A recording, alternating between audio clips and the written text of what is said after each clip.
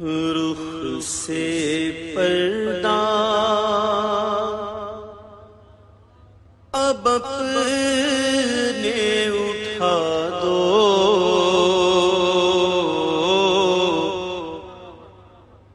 رخ سے پردہ۔ اسی طرح اللہ تبارک و تعالیٰ نے قرآن کریم میں ارشاد فرمایا سورہ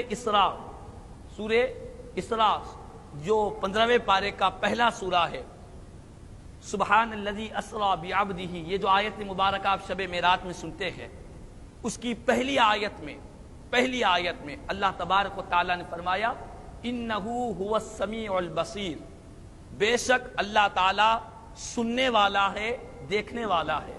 اللہ تعالیٰ سننے والا ہے، دیکھنے والا ہے۔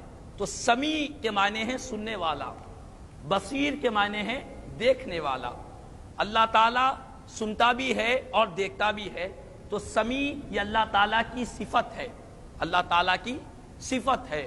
اور اسی طرح بصیر یہ بھی اللہ تعالیٰ کی صفت ہے۔ یہ دو صفتیں اللہ نے اپنے لیے قرآن کریم میں بیان فرمائی سورہ اسراء کی آیت نمبر 1 میں۔ اسی طرح اللہ تبارک و تعالیٰ نے سورہ دہر میں ارشاد فرمایا فَجَعَلْنَاهُ سَمِيعًا بَصِيرًا، ہم نے انسان کو سننے والا بھی بنایا اور دیکھنے والا بھی بنایا۔ تو انسان بھی سمیع ہوا، سمیع کا مطلب سننے والا، انسان بھی بصیر ہوا، بصیر کا مطلب دیکھنے والا۔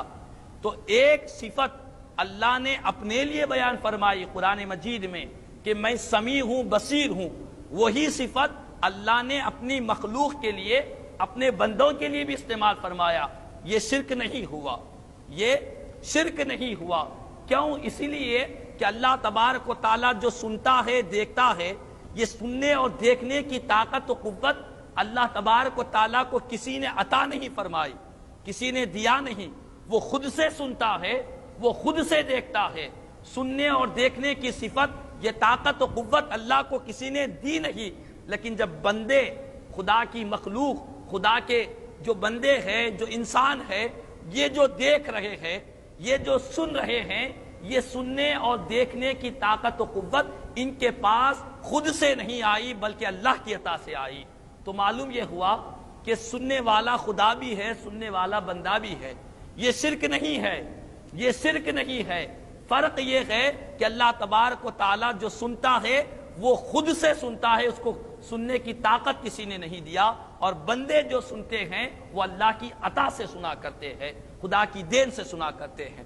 تو خلاصہ کلام یہ ہے کہ آج ہم کو اس چیز کو یہ سمجھنے کی ضرورت ہے، سارے قرآن میں اللہ نے ایک نہیں، دو نہیں، ایسی کئی مثالیں قرآن کریم میں موجود ہے کہ ایک صفت اللہ نے اپنے لیے بیان فرمائی، وہی صفت اللہ نے مخلوق کے لیے بھی بیان فرمائی۔ یہ شرک نہیں ہوتا۔ آج جو بدعقیدگی پھیلائی جاتی ہے کہ ذرا سی تھوڑی سی بات کہ نبی کریم صلی اللہ علیہ وسلم غیب کا علم جانتے ہیں، اللہ نے پیارے آقا کو علم غیب عطا فرمایا، تو کہتے ہیں کہ غیب کا علم تو اللہ ہی جانتا ہے، کسی اور کے لیے استعمال کریں گے تو شرک ہو جائے گا۔ بات یہ نہیں ہے، یہی بات سمجھنے کی ضرورت ہے۔ پیارے آقا جو غیب کا علم جانتے ہیں وہ خود سے نہیں جانتے، اللہ ہی کے عطا سے جانتے ہیں، خدا ہی کی دین سے جانتے ہیں۔